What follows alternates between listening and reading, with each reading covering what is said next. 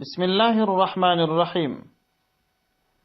یو ورور پوښتنه کړې ده، وایي د ژوندي چرګ تلل څه حکم لري؟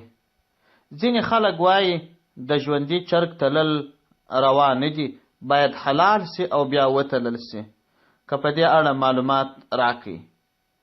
د دغه ورور د پوښتنې په جواب کې باید ووایم چې دا مسله پخوانیو فتاواو را نقل کړې ده چې د ژوندي حیوان تلل دا جایز نه دي، که پسه وي که چرګ وي، ځکه دی د تنفس په وجه باندې چې ساه اخلي یو ځان سپک معلوم کی، بیا درون الته چې زور وکي د قوت په مټ باندې دا پله کښته ولاړه سي او بیا چې هغه د زور حرکت ایسته سي بیرته ساه واخلي بیا سپک معلوم سي، نو یو په یوه کاڼي باندې دروند راځي، په بل وارې تللو باندې بیا سپک راځي.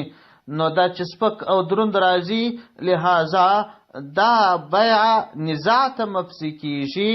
ځکه علماو دا خبره لیکلې ده چې د ژوندي حیوان تلل جایز نه دي.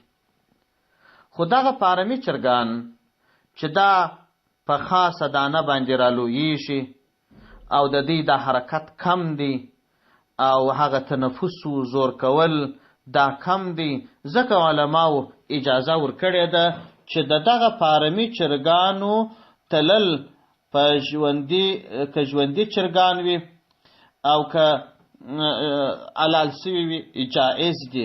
او هغه وطني چرګان چې په صحراو کې په خپل په اصطلاح ګرځېدو باندې رالوی سوي، په خپله عامه خوراکه باندې رالوی سوي، د هغو ژوندي تلل جایز نه دي. د دغه فارمي چرګانو ژوندي تلل جایز دي. احسن الفتاوا جلد 6 صفحه 409. والسلام علیکم ورحمة الله وبرکاته.